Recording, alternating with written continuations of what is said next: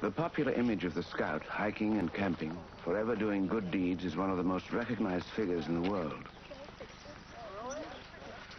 Despite its familiarity, most people's perception of scouting remains superficial. The Scout program provides an opportunity to influence the development of young people. It is an opportunity that has been used and often misused to shape the values they will carry with them as adults. Today, Scouting is a vast organization devoted to promoting brotherhood among the youth of the world.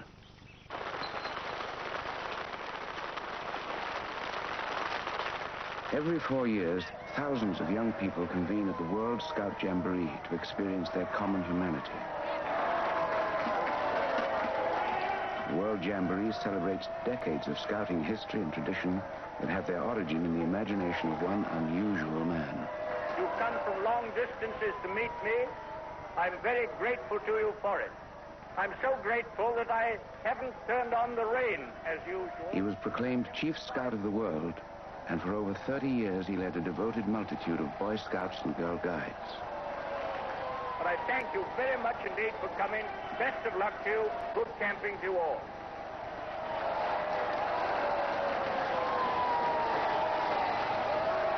He was known as BP. Robert Stevenson Smythe Baden Powell was one of the most influential men of his time, idolized by millions as the creator of scouting. Well, I think it almost bordered on reverence. He was the founder, he was the figurehead, everybody had seen his picture.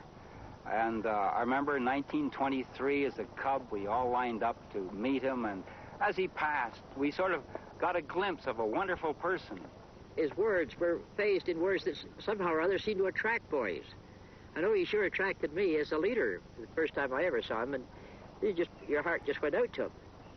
Hello, you boy in the corner there. You ought to be a Boy Scout. You're a fine-looking fella, and I know you'd make a jolly good backwoodsman by the look of you. You're ugly enough anyway. And you gal there, no, I don't mean you. I mean the pretty one behind you. You ought to be a Girl Guide, you know. Oh, you are one. Oh, I beg your pardon. That's quite right. Now go on and tell all your pals to come and be Girl Guides like you. I'm very glad to see you there. Thank you all.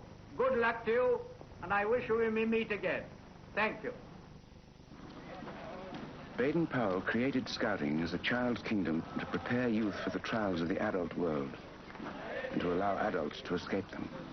The Scout program grew from BP's unique ability to understand the needs of young people. I think it was a slightly schizophrenic thing, the one side of him being the eternal child that never grew up, and the other, and he was very aware of it, being the adult, the experience of life. And the genius of the man was the fact that he could blend the two together and then feed it back to the young people again. Baden Powell was a man of great complexity. The first half of his life, he was a dedicated British soldier, yet he created one of the world's foremost peace movements.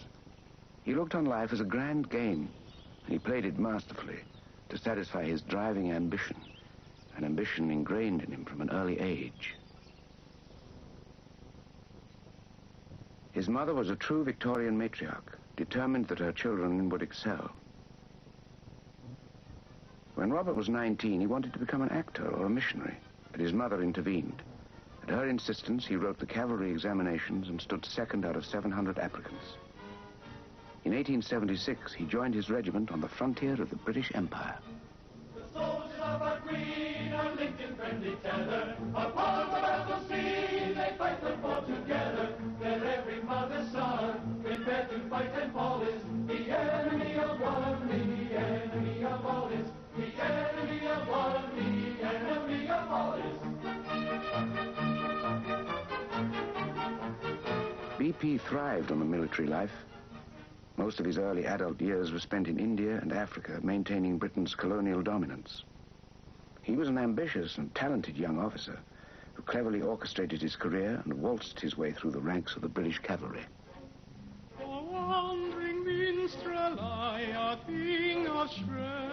BP often drew attention to himself as leading player of the regimental light opera, but socially he remained a loner.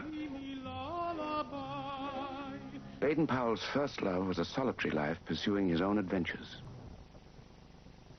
By the mid-1890s, he had achieved a considerable reputation as a cavalry scout. The challenges and dangers that were part of scouting allowed him to escape the regimentation of military life. Never one to pass up an opportunity, Baden Powell compiled his thoughts on scouting into a training manual for soldiers. To ensure his talents were recognized, he sent autographed copies to every important British commander. By the age of 40, he was a full colonel, the very image of the pride of the British Empire. He's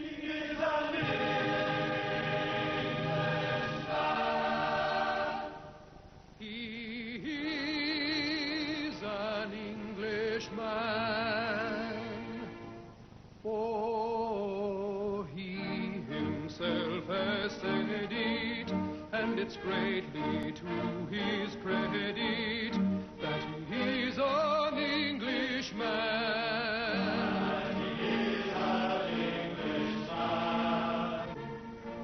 As the 19th century drew to a close, England was the wealthiest and most powerful nation on earth. Britannia ruled the waves, and her queen, Victoria, reigned over a third of the world's population. The British were certain their empire would last for 1,000 years.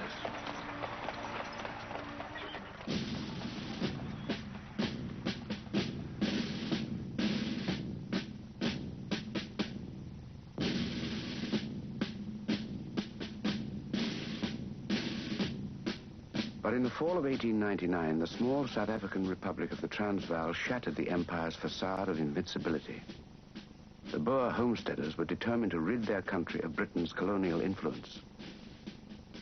When the war began, the British expected to win in a matter of weeks, but their overly regimented troops were no match for the Boer commandos. The first months of the South African War were a disaster for the British, except for one peculiar episode, the siege of Mafeking. Baden Powell positioned his men in the small town of Mafeking. Within days, 9,000 Boer troops surrounded his garrison, but they did not launch an all-out attack. The Boer strategy was to bombard the British and wait for them to give in. The siege of Mafeking had begun.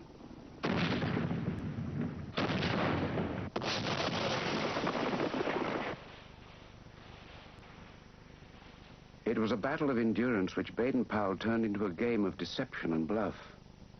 To trick the Boers, he had his men dig minefields sown with dummy mines. He created the illusion of a large force by frequently moving his troops from one outpost to another. To relieve his weary soldiers, the boys of the town were enlisted into a cadet corps to run messages and provide sentry duty. He kept up morale by organizing a series of Sunday concerts with himself as ringmaster. The British held music hall comedies while the Boers looked on from the hills. From a military standpoint, the siege of Mafeking was insignificant, but it had an undeniable effect on the people of England.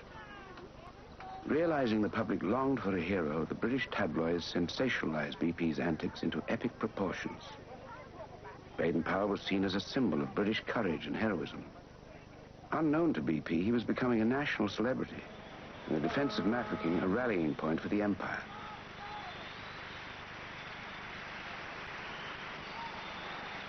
Saving the town became a national obsession. Volunteers flocked into the military. Back in Mafeking, there was little to get excited about. The siege settled into a tedious routine. The Boers gradually lost interest in the town, and most of their men were sent to more important action. By the spring of 1900, the war began to turn to the British. Thousands of troops were arriving daily, and the race was on to save the defenders of Mafeking. Finally, after 216 days of the siege, a relief force reached the town. And when the news hit London,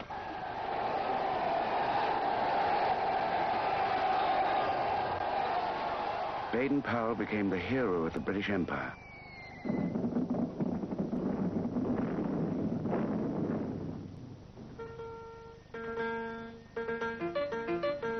Hurrah, hurrah, let us laugh and sing. God bless Powell and the lads at Mafeking. Cheer, cheer, cheer. let the joy bells ring. Shout, shout, shout, relief at Mafeking. Say, say, say, oh, what Britons do, who fight for dear old England and the red, white, and blue. As a result of his immense popularity, BP was promoted to the rank of Major General. But his performance at Mafeking had earned him the mistrust of his superiors. They resented the notoriety he attracted while other men were dying in battle, and felt it foolish he had been trapped there in the first place. A few months after the siege, BP was relieved of his active command. Although his fame never faded in the public eye, the hero of Mafeking found himself relegated to increasingly ceremonial roles. In 1903, Baden Powell was brought home to assume the position of Inspector General of Cavalry. But the England he returned to was entering a period of profound disillusionment.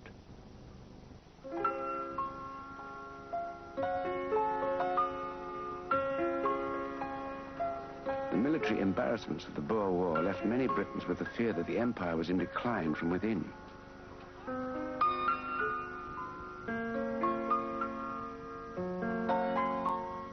One popular theory traced the roots of national decay to the boyhoods of British citizens.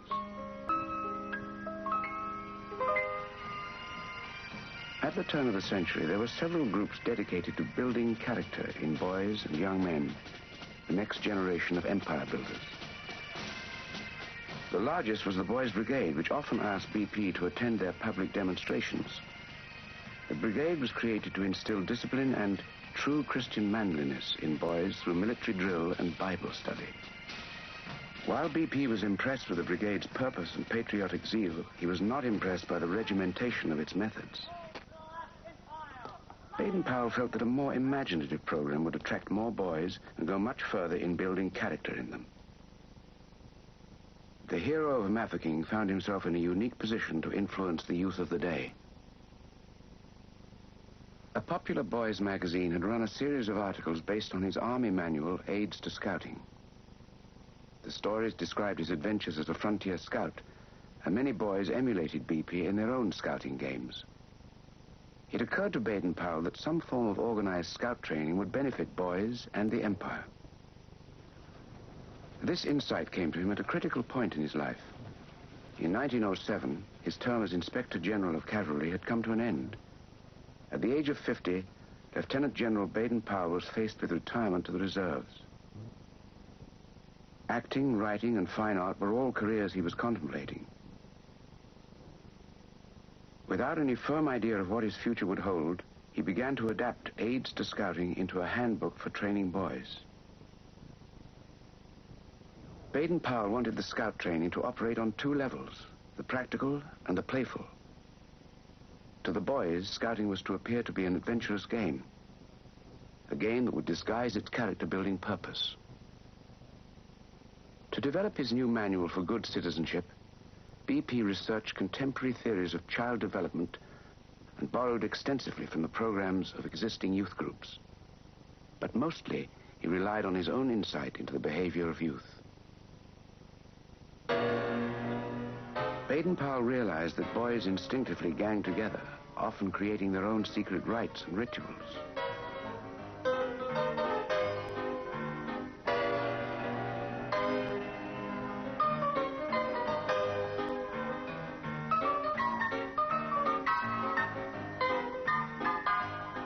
He also knew that within the group, a leader would naturally emerge. BP felt that by influencing the leaders of the upcoming generation, he could influence the destiny of Britain. Baden Powell's perception of what would appeal to boys was deeply rooted in his own childhood. As a boy, he attended Charterhouse, one of England's finest schools. He was among the privileged elite who were destined to become the leaders of their generation. But Baden Powell made little use of his scholastic opportunity. Although he was considered to be a bright enough boy, he often fell asleep in class. He found his lessons to be complete drudgery, and school a confining prison. But after school, in a nearby woods out of bounds to students, he found an ideal setting for his lively imagination. Alone in the woods, he lived the life of a frontiersman and spied on his teachers from the treetops. His own experience of youthful independence was injected into scouting. In July of 1907, he was ready to put his program to the test.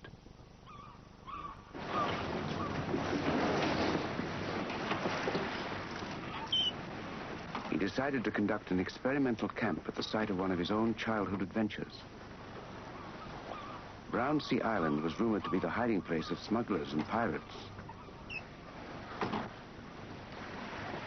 As a boy, BP had sailed around it with his brothers, often sneaking ashore to search for buried treasure. Now the island would provide an ideal location for the exploits of the first Boy Scouts. There were 10 boys from the working class, like from the Boys Brigade, and there was 10 come from the colleges. You see, there was Lord Rodney's 3 sons, there was 2 Evans Loams, there was 2 Humphrey Nobles. You see, they were college boys. We all mixed together well.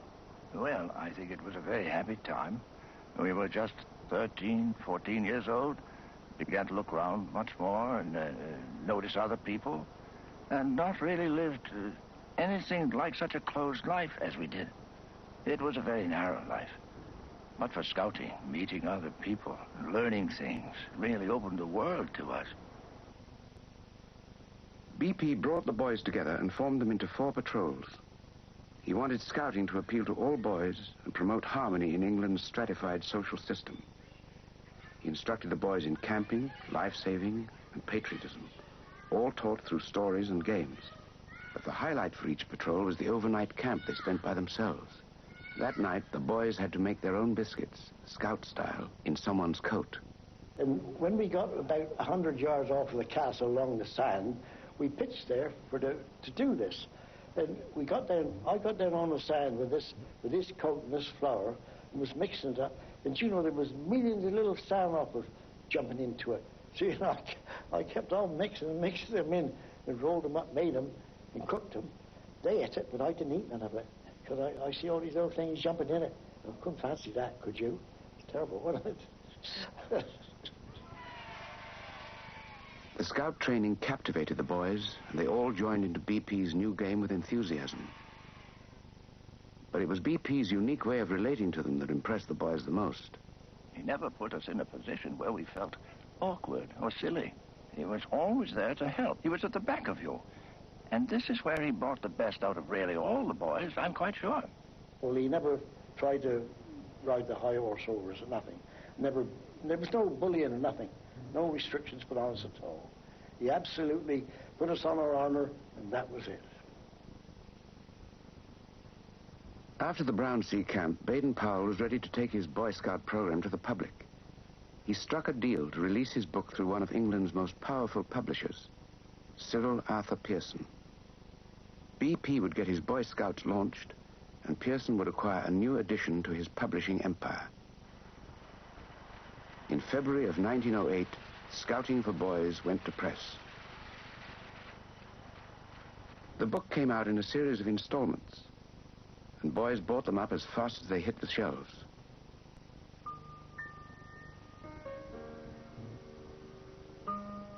They read of a new child's kingdom and camping adventures under the stars. BP addressed the book directly to boys in language they could understand. Within its pages, he carefully diagrammed every detail of what it meant to be a scout. The training was presented as an imaginative game that any boy could play. BP challenged the boys to join the Brotherhood of Scouts, to take its oath, and live by its laws. He gave them their own motto, be prepared.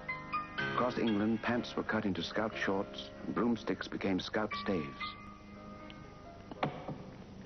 The scouting craze spread out of control. Trees were felled in city parks. Campfires dotted the landscape. Boys formed their own patrols and roamed the countryside searching for good deeds to perform. Before Scouting for Boys, they sought heroes to look up to. Now they could be heroes themselves.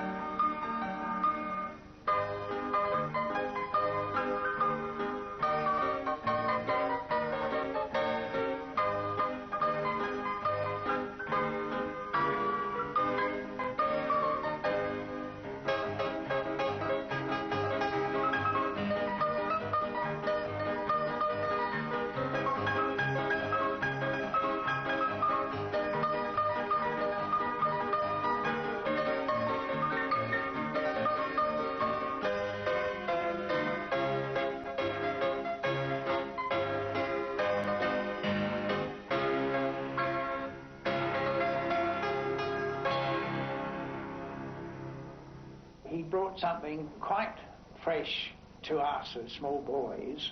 Scouting was a game and an adventure, and the idea of spending much more time in the open to get to camp, in lighting fires, cooking your own meals, it was really something new. Baden Powell's carefully contrived program to build better Britons grew at an incredible rate. Within months, over 100,000 youths were registered as Boy Scouts. By the fall of 1909, the Scouts were recognized as an important and zealous social movement. BP decided to show off his creation with a rally at the Crystal Palace in London. Among the 10,000 Boy Scouts gathered that day was a small but conspicuous group. Suddenly, we saw a figure coming towards us, and of course we knew at once that it was Baden Powell. So we scrambled down the bank, and we made a line, and he came up and said to the patrol leader, "And what the dickens do you think you are doing here?" And the patrol leader said, "We want to be Girl Scouts." And he replied almost instantly, "Oh no, it's only for the boys." Well, then we broke our line, and we gathered round him, and we said, "Oh, please, please, something for the girls." BP had not planned on anything for the girls.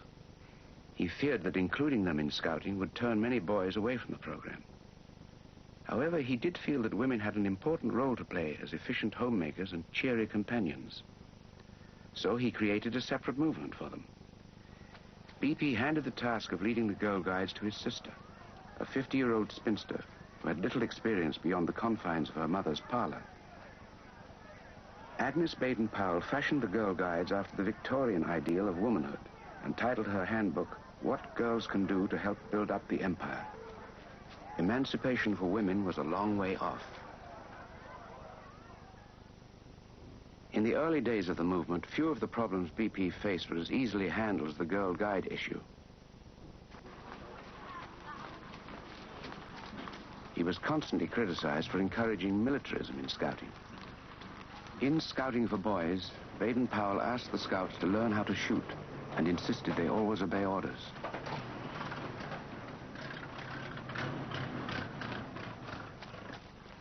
Scouts were also to be prepared to give their lives for their country.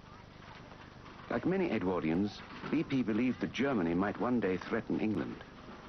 This concern was part of his motivation to create Scouting. BP maintained the program's purpose was to build character, not soldiers. But many scoutmasters saw themselves as make-believe generals and came equipped with swords and pistols. BP attempted to rid the movement of these excesses by establishing local committees to monitor Boy Scout leaders and activities. But to his critics, the Scout staves still resembled surrogate rifles, and Baden Powell remained a general. Suspicions of militarism in scouting were not easily dismissed.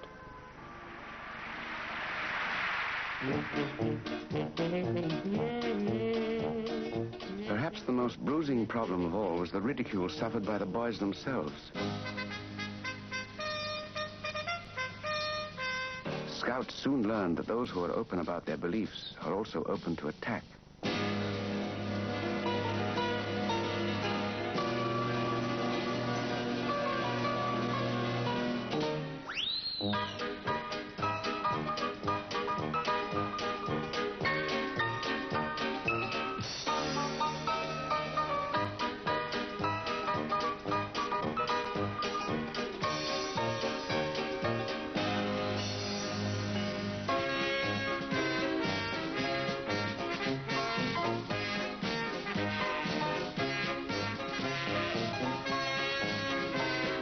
BP hoped scouting would cross class boundaries.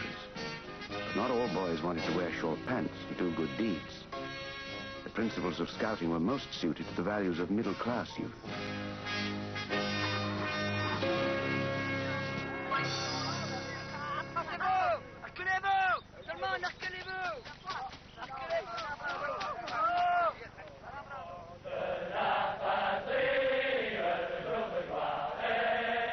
Baden Powell only intended to influence the young men of Britain.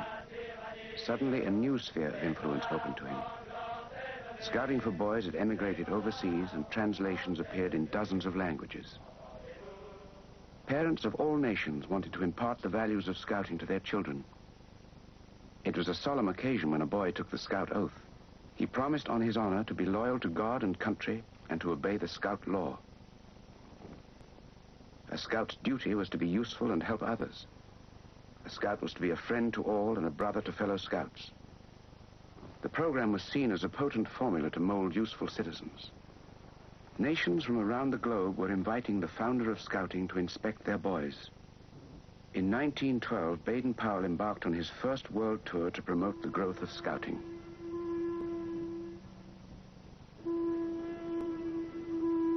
The ship would take him first to the Caribbean and then on to New York.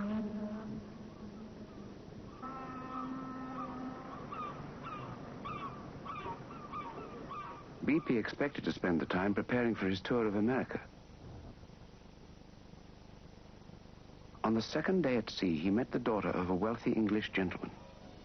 Olive St. Clair Soames was a shy and naive 22-year-old when she was introduced to the founder of scouting. Instantly, and for the first time in his 54 years, BP fell madly in love. Remarkably, so did Miss Soames. To Olive and BP, it seemed they were destined for each other. They shared common interests and even had the same birth date, although they were born 32 years apart. BP felt it was improper for a distinguished British general to be seen swooning over a girl half his age, so they kept their romance a secret. They hid love notes to each other and rose before dawn for intimate meetings. They wanted to marry when the ship reached Jamaica, but decided to wait until the completion of his tour. Olive returned to England, and BP sailed on to America. They had been together for only 3 weeks.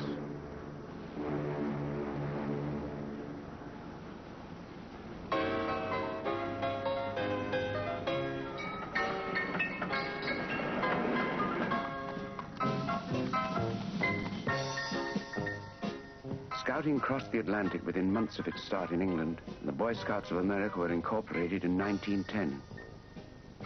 A single scout from Brooklyn bearing a letter from President Taft was among those who greeted Baden Powell.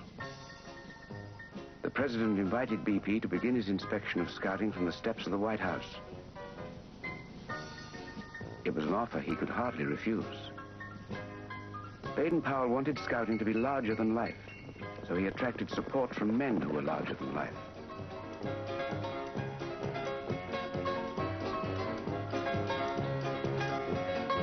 BP had cleverly referred to the exploits of Teddy Roosevelt in Scouting for Boys, and the former president had adopted scouting as one of his pet causes. Beyond extolling the benefits of outdoor life, BP's program coincided with many values of the time. Scouting reinforced the traditional American virtue of service to the community. BP skillfully camouflaged the chore by presenting civic duty as the challenge to perform a daily good turn. It was one of the attractions that made scouting contagious. I recall one incident that illustrates that. One day in school, I was in the 6th or 7th grade, a notice came in for all boys in the room who were scouts to report at the office. There was some special occasion, some reason for that. Every one of us got up and left the room with the exception of one lad. He was from a rather prominent family too, but he hadn't joined the Scouts. He did shortly after that.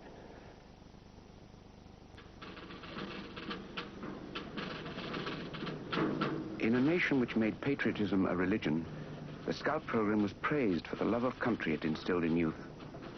Scouting also molded efficient individuals who respected rules and worked well with others, important qualities in progressive era America. Like most Scout associations, the Boy Scouts of America attracted the sponsorship of the country's wealthiest patrons. A national headquarters was established in New York, and a centralized administration installed.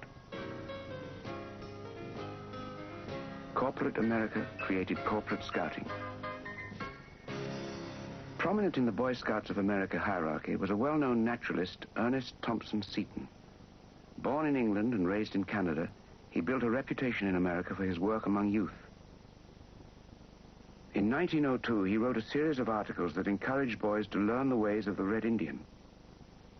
The result was a small organization, Seaton's Woodcraft Indians. Seaton published a manual for his tribes to follow 2 years before Scouting for Boys was released, and now he accused Baden Powell of stealing his ideas. Seaton's book described animal names and cries for the boys' patrols and taught woodcraft techniques through practice and games.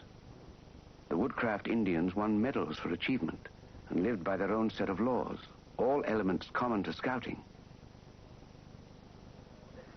Baden Powell openly admitted that parts of his program were based on other men's work. At one banquet in his honor, he even referred to himself as merely the uncle of the Boy Scout movement. But there was no doubt that BP was the founder and catalyst of scouting. Baden Powell's scouts succeeded where the Woodcraft Indians failed.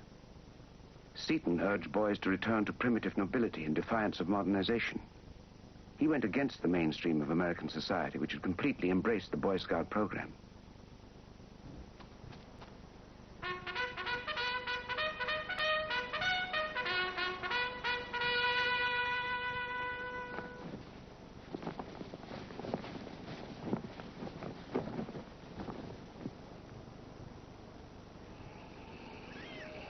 The developments in the United States were paralleled wherever BP went. His tour took him to the Pacific Islands, the Orient, New Zealand, Australia, and Africa. But scouting was not the only thing on his mind. Throughout his tour, he and Olive maintained their romance by mail. Olive waited 6 months for BP to return to England.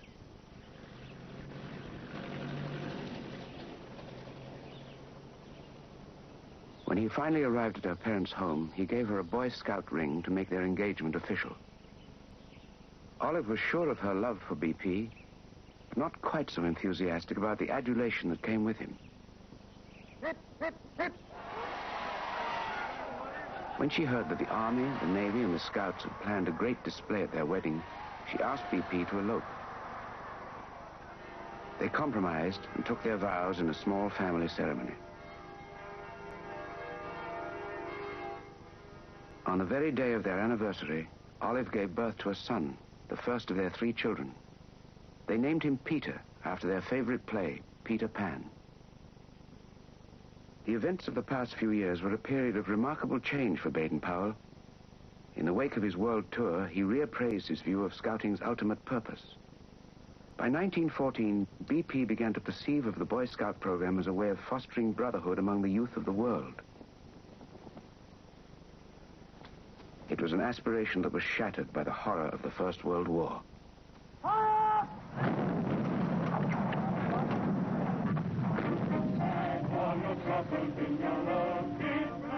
The same intense nationalism which had led so many nations to adopt the Scout program also led to the First World War.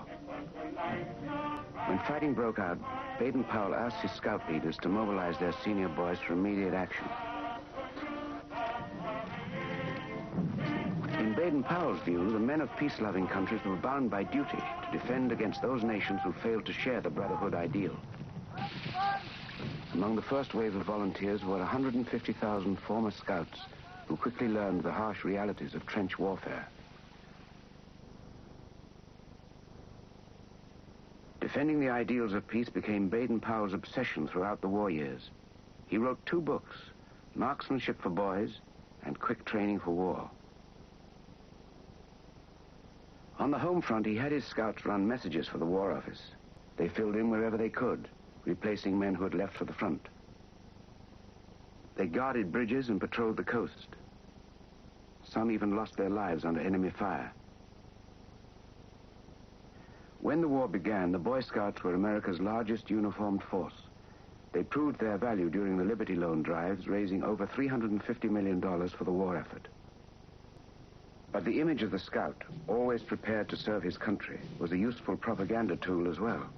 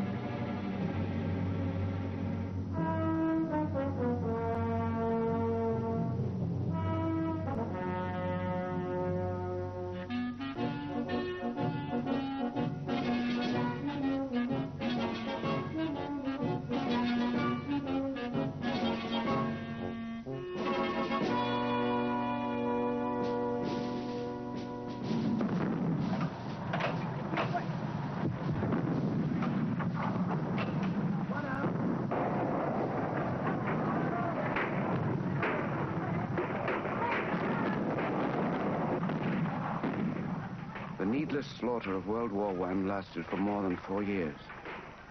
Millions of volunteers died in the trenches. When they were gone, millions more were conscripted to take their place. When the vast power of America was added to the Western Allies, Germany capitulated. The Great War, the war to end all wars, concluded as pointlessly as it had begun.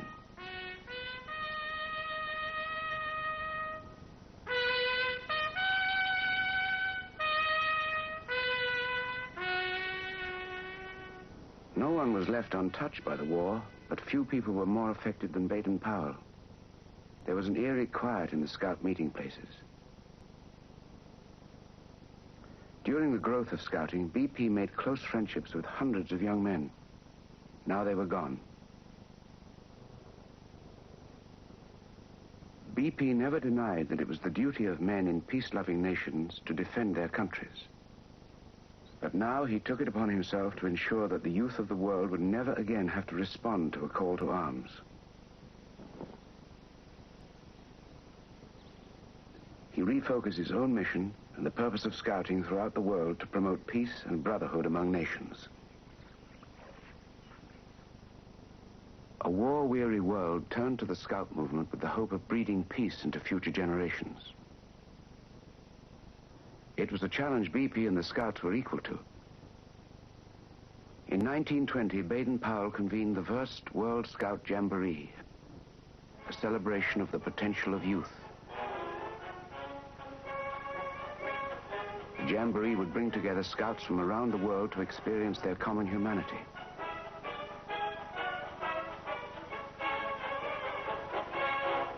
BP had little faith in the League of Nations. His hopes turned instead to the young. He felt he could influence the boys and impress his moral code on their generation. Scout mythology records that on the last day of the Jamboree, a single boy approached Baden Powell and gave him the title Chief Scout of the World. In reality, BP had suggested this distinction for himself years earlier. The post-war years brought an important development for the Girl Guides as well. Olive Baden Powell established herself as an enthusiastic leader and was acclaimed World Chief Guide. Throughout the 20s and 30s, the Baden Powells traveled the world to promote the growth of the Scout and Guide movements. Together, they campaigned to encourage international brotherhood. BP had a very clear purpose for his Scouts. I think he really did feel that Scouting could expand throughout the world, because what he was saying to people is, it doesn't matter whether you're Chilean, it doesn't matter whether you're Mexican, it doesn't matter whether you're Indonesian, Australian, British. There was no reason why a moral code shouldn't extend across frontiers to foreign countries, because he'd lived in that sort of environment all his life. He really did believe that if he could get enough people to be Scouts in other countries following the same laws as each other, that there must eventually be world peace. Baden Powell's vision for Scouting was not unusual for the times. In the decade after the war, plans for peace were greeted with optimism. BP's efforts were among the most promising. In 10 years, his following had increased tenfold, surpassing 1 million. They represented every race and religion of the world, and they were eager to follow the word of the Chief Scout. And now I would ask you to listen to your promise and think it over as you've never thought before.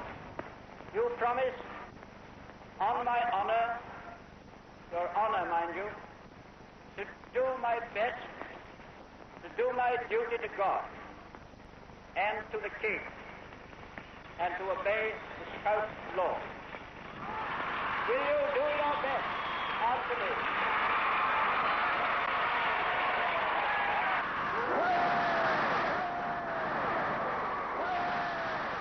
When I was about 12 years old, I realized that my father was famous. So I think that really impressed me enormously. That's Dad. That's just Dad. Look at them all. All of them praising him like this and cheering him. And, well, this is remarkable, because he's really only just Dad to us. Now, well into his 70s, BP enjoyed the exuberant companionship of his son Peter and daughters Heather and Betty. When the Chief Scout relaxed, he remained true to form.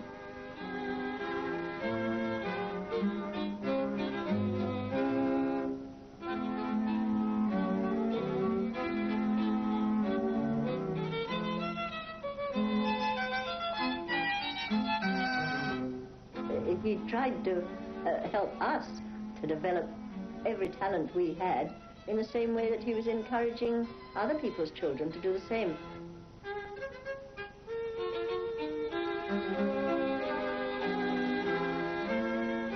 I think it was jolly useful for him having us, because he was able to try out ideas on his own children. If they worked with us, well, then they'd work with other people's kids. And there's no doubt at all that his greatest joy was having a family life.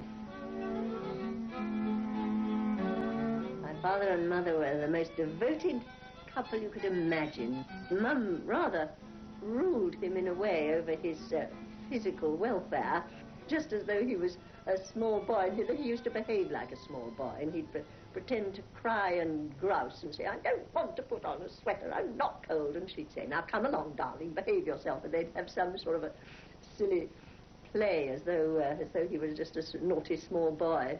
They were great fun in that way. They played up to us in the most amusing way together. Now I'll say a word to you who are parents. We try to make these boys and girls into what we call the 3 H's. That is, happy, healthy, helpful citizens. And you will find if you send your boys and girls to the Scout or Guide movement, we help the schools. They teach them knowledge in order to succeed in their examinations and so on, and we teach them character so that they may succeed in life.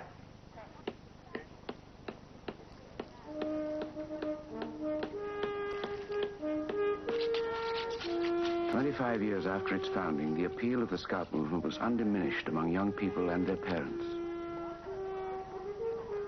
The novelty of the program had long passed, but Scouting proved timeless in its appeal. Now the sons and daughters of the first generation of Scouts and Guides renewed the movement's vitality. By the mid-30s, Scouting was permanently woven into the fabric of society. That was hard work getting this badge. I'll say it took me a year and 8 months.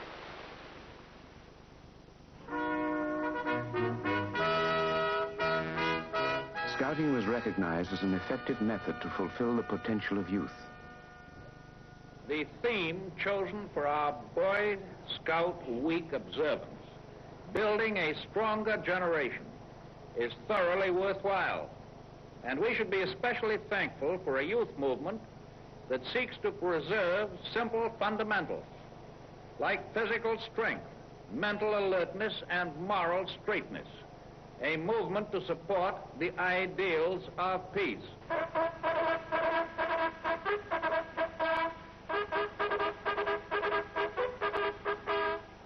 Baden Powell's drive for peace reached a crescendo in 1933 at the 4th World Jamboree in Godelo, Hungary. It was Scouting's largest celebration with over 25,000 participants from 32 countries. The 20s had been a period of prosperity and hope. Now all nations were overwhelmed by the Great Depression. The darkness of totalitarianism was descending on the world as the Scouts celebrated their Festival of Youth.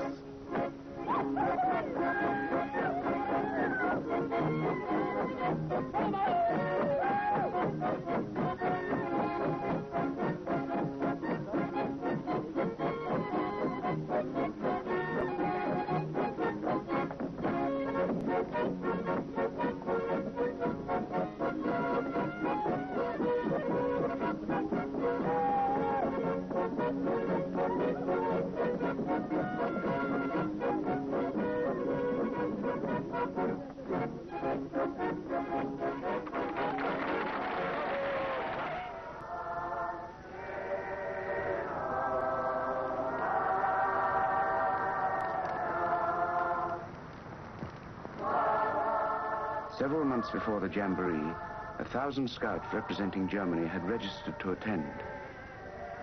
They never left home.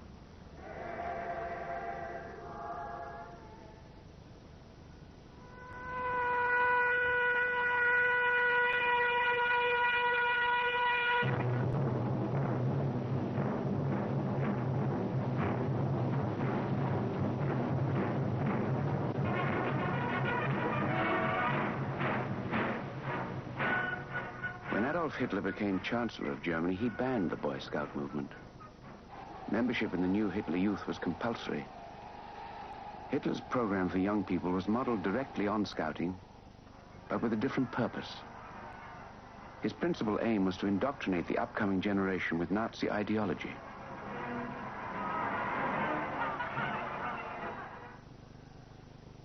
I've heard since I came to Sydney, there are some people still talk about being a military movement. Well, that's all humbug, because we've now spread to 45 different countries about the world. It's a movement absolutely of peace and goodwill among men. And all the different countries have taken it up in that spirit. And I suppose that amongst our 3 millions of Boy Scouts and Girl Guides, there's not one who doesn't feel the bond of friendship and comradeship and brotherhood with those of other countries. This sense of brotherhood was very real among those who were Scouts, but the movement had not reached everyone. Those who did join eventually discovered that the laws they followed were not easily applied to the trials of adulthood. For every boy who never grew up, there were thousands more who did. Baden Powell failed to change the world, but his movement enriched the lives of millions, and his ambitious drive to promote peace had not gone unnoticed. Knighted by the King in 1912, and made Lord Baden Powell in 1929, he received virtually every honor the world could bestow. In 1939, at the age of 82, Baden Powell was nominated for the Nobel Peace Prize, but that year no award was granted. And this year in the Republic of France, the Boy Scout movement has become stronger than at any time in its history. Today, among all the people of Europe, none is more determined that the traditions that have long been theirs, liberty, equality, and fraternity, shall be inherited by their children.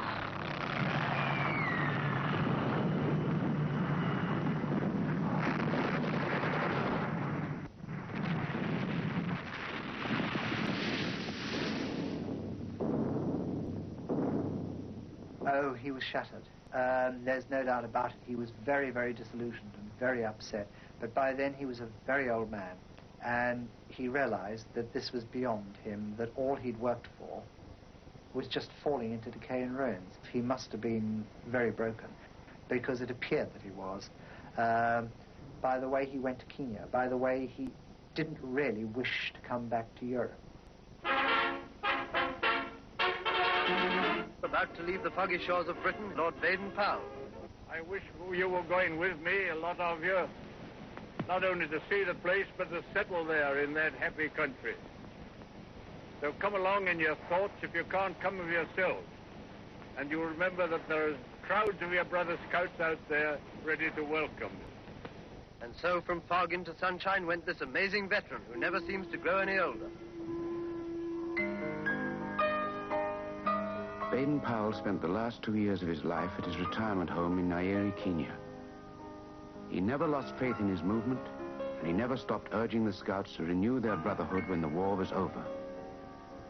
I can remember his peacefulness. He was very peaceful by that time, rather resigned to being out of things and leaving things to other people. Guilty to not being in it, but realizing that, of course, at his age, he couldn't do it. He wasn't physically very comfortable by that time. He had several ailments that were rather uncomfortable, and so I think he was really getting very ready to go and very contented to leave to others the job that he'd started, realizing that they would be able to carry on very well indeed, thanks to his inspiration.